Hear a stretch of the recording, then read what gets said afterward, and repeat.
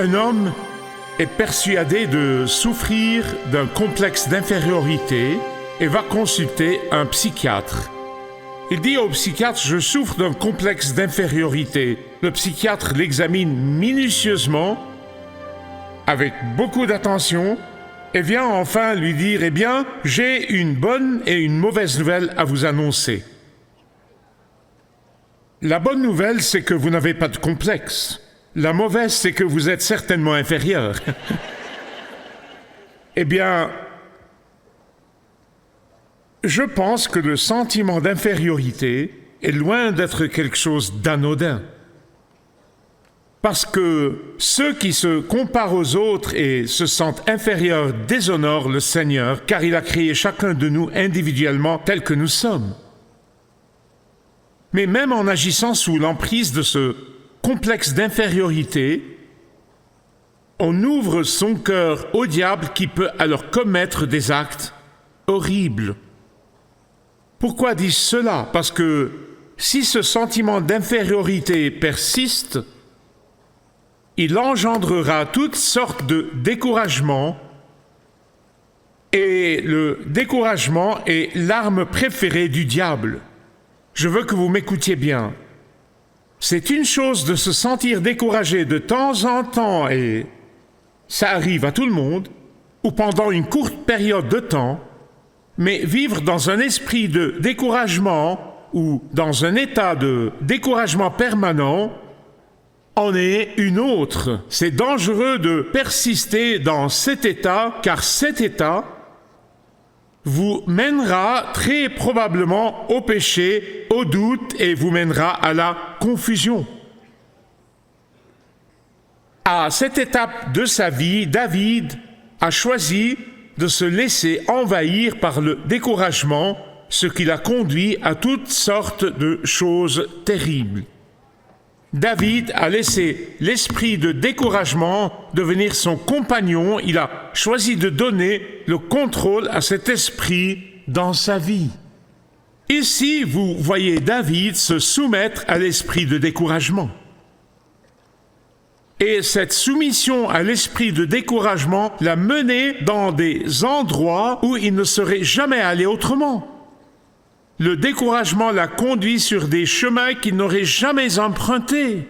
L'esprit de découragement l'a conduit à des décisions qu'il n'aurait jamais prises.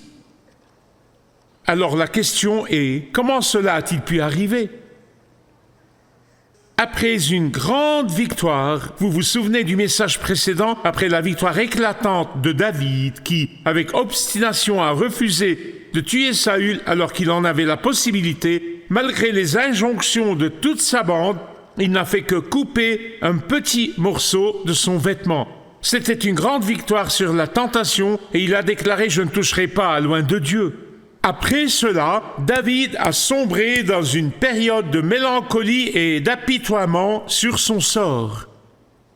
Et mes frères et sœurs, lorsque le découragement s'installe, il peut devenir désastreux si vous n'en sortez pas. Laissez-moi donc le répéter car c'est très important. C'est important de savoir que nous, tous, à cause de circonstances totalement indépendantes de notre volonté, nous pouvons nous sentir découragés. Mais je vous implore, ne vous y attardez pas. Le découragement a conduit David à Tsiklag. C'est un mot important, vous devez vous en souvenir. C'est T-S-I-K-L-A-G, Tsiklag. Dites-le avec moi. Car nous tous, absolument tous, y compris votre pasteur, nous sommes un jour ou l'autre plongés dans notre Tsiklag. Votre Tsiklag est inévitable et c'est une destination inévitable si vous restez dans le découragement. Écoutez ce que David disait à cette époque. Psaume 10:1, c'est ce qu'il disait pendant cette période. « Pourquoi, Éternel, te tiens-tu éloigné? Pourquoi te caches-tu dans les moments de détresse ?» Ou encore Psaume 13, verset 1. « Jusqu'à quand, Éternel, m'oublieras-tu sans cesse? Jusqu'à quand me cacheras-tu ton visage ?» Et vous voyez cet esprit de découragement s'installer? Ou dans ce psaume messianique répété par notre Seigneur Jésus-Christ sur la croix, psaume 22, 2, « Mon Dieu, pourquoi m'as-tu abandonné? Pourquoi t'éloignes-tu sans me secourir, sans écouter mes plaintes ?» Dès qu'une personne, qui qu'elle soit, commence à penser ainsi, ou à croire que Dieu l'a abandonné, alors que la parole de Dieu est si claire, je ne te quitterai jamais, je ne t'abandonnerai jamais. Dès que vous commencez à penser de cette façon, vous entrez dans une zone dangereuse. Qui peut en témoigner? D'abord, c'est tout simplement faux. C'est faux, c'est un mensonge du diable. À ce moment-là, mes bien-aimés, soit vous revêtez la robe du découragement, soit vous vous encouragez dans le Seigneur, dans la fidélité du Seigneur et dans les promesses du Seigneur. Soit vous trouvez votre réconfort dans le Seigneur, qui vous aime au point de mourir pour vous, soit vous laissez le découragement vous plonger dans le désespoir. Soit vous dites avec Job, « Je sais que mon Rédempteur est vivant », soit vous abandonnez comme Élie en disant, « Prends ma vie, je suis prêt à mourir ». Il ne fait aucun doute que David était en proie au découragement. Nous sommes tous d'accord là-dessus. Je veux dire, il était découragé, vraiment déprimé. Comme je l'ai dit, le découragement touche même les meilleurs d'entre nous, chacun d'entre nous, d'une manière ou d'une autre. Mais c'est votre réaction face au découragement qui déterminera votre victoire ou votre défaite. Le découragement de David était le résultat de ce qui semblait être, et vous comprenez maintenant ce que je veux dire, ce qui semblait être. Ne jugez jamais les choses d'après les apparences. C'est très important. Ce qui semble être, pourquoi dis-je cela? Parce que quand Dieu a tardé à répondre à sa prière, ce que David a perçu et ce que vous percevez et ce que je percevais dans le passé, c'est comme si Dieu vous a abandonné ou Dieu ne vous écoute pas. C'est ce qui semble être. Alors il a regardé, il s'est assis et il a dit « Saül continue de me traquer » et il n'y a pas, du moins il semblait ne pas y avoir de fin à la fuite de David devant Saül. David a subi l'énorme pression de subvenir aux besoins de ses 600. Il y en avait 400 avant, maintenant 600, et leur nombre augmentait. La pression de leur trouver un endroit où se cacher, tout cela, il portait tout cela sur ses épaules. Et voici le choix que nous devons tous faire lorsque nous sommes sous pression. Soit nous remettons tous nos fardeaux au Seigneur, soit nous les portons nous-mêmes et nous les laissons nous mener à Tsiklag. Soit nous confions nos chagrins à un Père céleste aimant, soit nous les laissons nous entraîner dans des endroits où nous ne voulons pas aller. David s'est persuadé que tout espoir était perdu, qu'il était inutile de continuer à attendre le Seigneur. Verset 1. Notez-le, car les versets 1 et 3 sont essentiels. Verset 1. David se dit en son cœur, « Je vais périr un jour sous la main de Saül. » Oh, David, as-tu oublié l'onction d'huile de Samuel? Il n'y a rien de mieux pour moi que de m'enfuir au pays des Philistins. Mon Dieu, écoutez, écoutez, écoutez. Quelqu'un ici ou parmi ceux qui nous regardent partout dans le monde est peut-être découragé en ce moment même. Et vous vous dites, à quoi bon s'accrocher? À quoi bon persister? À quoi bon attendre le Seigneur? À quoi bon persévérer? À quoi bon avoir une confiance absolue dans les promesses de Dieu? Elles ne se réaliseront pas. Cela, mon ami bien-aimé, vous mènera à votre Tsiklag, là où vous ne voulez surtout pas être. Voici la leçon. Voici la leçon. Le Dieu qui maintient les étoiles en place tient votre avenir entre ses mains. Le Dieu qui fait tourner les orbites avec une précision méticuleuse orchestre les circonstances de votre vie. Le Dieu même qui pèse la poussière sur la balance est maître de votre lendemain. Le Dieu qui a ordonné aux corbeaux, parmi tous les oiseaux, ceux-ci sont venimeux, de nourrir Élie, il dirigera les événements de votre vie. David est arrivé à une conclusion erronée. Je ne vous dirai pas combien de fois je suis arrivé à des conclusions erronées. Seul Dieu au ciel le sait. J'y arrive aussi. Il est arrivé à une conclusion erronée, mais David a échoué presque à la dernière heure de son épreuve. David a échoué à la toute dernière heure de son attente. David a échoué à la toute dernière heure de son épreuve. Ah! Mais ce n'est pas tout. Dans le message précédent, vous avez vu comment David a demandé au Seigneur, « Seigneur, dois-je y aller ?» Il a répondu « Oui. »« Seigneur, vont-ils vraiment faire ça ?» Il dit « Oui. » Mais cette fois, il n'a pas consulté le Seigneur. Cette fois, il n'a pas cherché à connaître la volonté divine. Au lieu de cela, il a tiré ses propres conclusions, se basant sur la logique humaine, la sagesse profane et les circonstances. Et ça, c'est dangereux. Ainsi, David, qui avait terrassé le géant philistin, s'est retrouvé au pays des Philistins, les ennemis de Dieu. Il est parti là-bas. David, qui était le serviteur du Dieu vivant, était désormais au service d'Achish. Et au début, bien sûr, Achish l'a accueilli chaleureusement. Vous connaissez l'expression « gardez vos amis près de vous et vos ennemis encore plus près ». Achish a commencé ceci en accueillant David qui avait vaincu son géant pour qu'il reste chez lui. Oh, quel accueil! Le malheur aime la compagnie. Deuxièmement, certains d'entre vous se disent sans doute « quel est le problème ici ?» Il a bien besoin d'un peu de tranquillité. Après tout, il court sans cesse d'un endroit à l'autre, il a besoin d'un peu de paix. Ah, mais c'est une paix illusoire. Une paix illusoire. Ce n'est pas la véritable paix de Dieu. Ce n'est pas la paix qui vient de Dieu. Pensez-y. Qui est déshonoré dans cette épreuve que traverse David? Dans le cas de David, c'est le Seigneur qui est déshonoré et les promesses de Dieu qui sont bafouées. Vous vous demandez comment cela?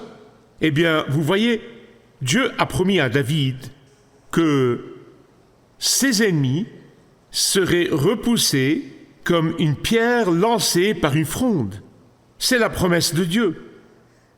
Et cette promesse a été confirmée à David encore et encore et encore. Non seulement par le Seigneur, mais aussi par le prophète Samuel.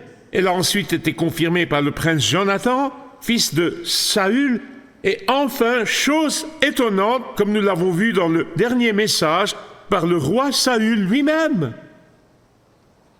Et donc, dans son découragement, David disait en réalité, « Seigneur, puisque tu n'as pas tenu ta promesse maintenant, j'abandonne. » Seigneur, tu promets beaucoup et tu ne gardes pas tes promesses. Seigneur, je sais que tu m'as protégé jusqu'ici, mais je ne suis pas certain que tu le feras encore dans le futur.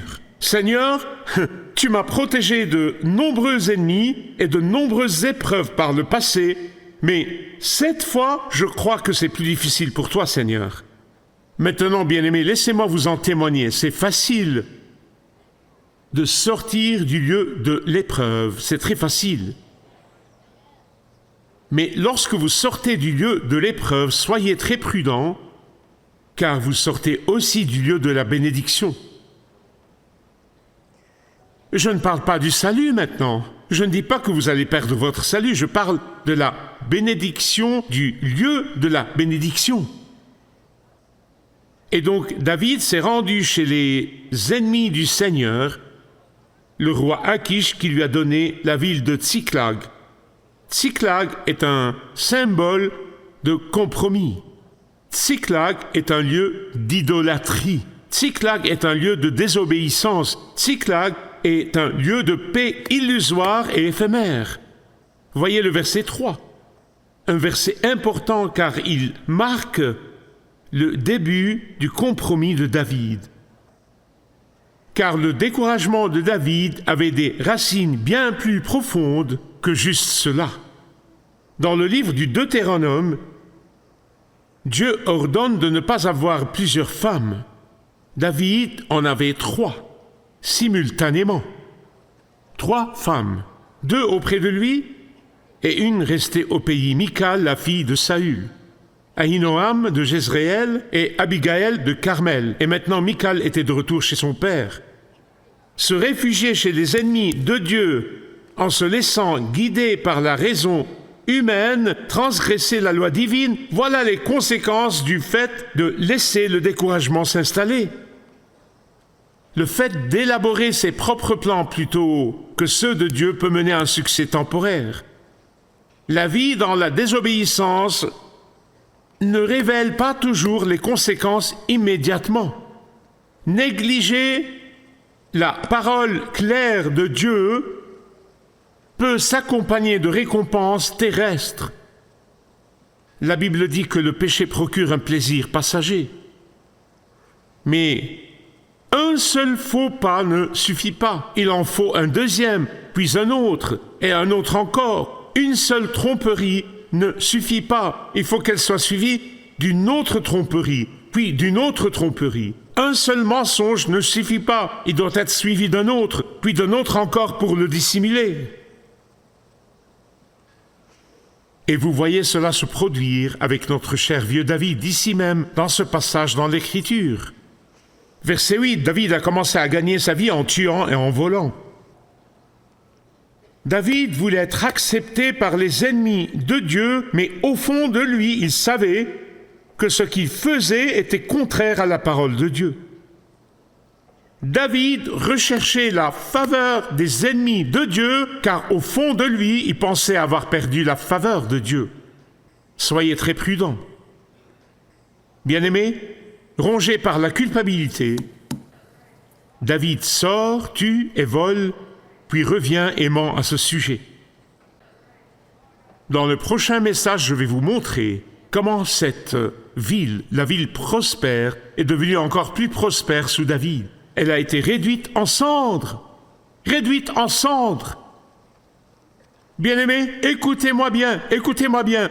Toute protection autre que celle de Dieu, toute espérance autre que l'espérance en Dieu, tout réconfort autre que celui du Paraclète, le Saint-Esprit de Dieu, toute sécurité autre que celle qui vient d'El Shaddai sera réduite en cendres.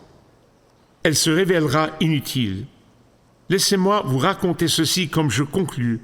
C'est l'histoire vraie d'un écrivain talentueux et renommé. Son nom est William Cowper, un grand écrivain britannique. Malgré son talent et son succès, un jour, accablé de chagrin et de déception, il a sombré dans un très très profond découragement. Alors finalement, une nuit brumeuse à Londres, il a pris une calèche, c'est ce qu'étaient les taxis avant l'invention de l'automobile, et il a demandé au cocher de le conduire au pont de Londres. Il avait l'intention d'aller et de se jeter du pont dans la Tamise. Après 2 heures, le cocher s'est perdu dans le brouillard londonien. Cowper a été tellement exaspéré et tellement irrité qu'il a fini par juste dire au cocher « Arrête, je vais y aller à pied ». Il est donc descendu de la calèche et s'est retrouvé là, debout, devant sa maison.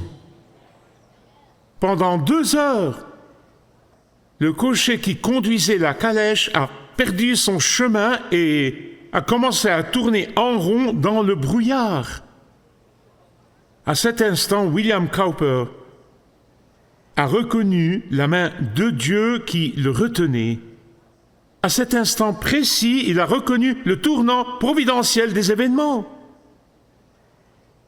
Convaincu par le Saint-Esprit, il a commencé à se ressaisir. Voyant que la main de Dieu l'avait sauvé, Il est entré dans sa maison, et tandis qu'il était assis là dans sa maison, les larmes coulaient à flots sur son visage. Puis il s'est agenouillé et a commencé à écrire ces mots qui, au fil des ans, ont béni d'innombrables personnes. Dieu agit de manière mystérieuse pour accomplir ses merveilles. Il pose ses empreintes sur la mer et chevauche la tempête. Ô saints craintifs, reprenez courage. Les nuages que vous redoutez tant sont chargés de miséricorde et se dissiperont en une pluie de bénédiction sur vous. Vous pouvez transformer votre découragement en une occasion non seulement d'être béni vous-même, mais aussi de bénir les autres. Vous pouvez prendre votre découragement et avec la puissance de Dieu, le transformer en une opportunité de servir et de bénir de nombreuses personnes. Le ferez-vous? N'oubliez pas que rien n'est impossible à Dieu. Dites-le avec moi.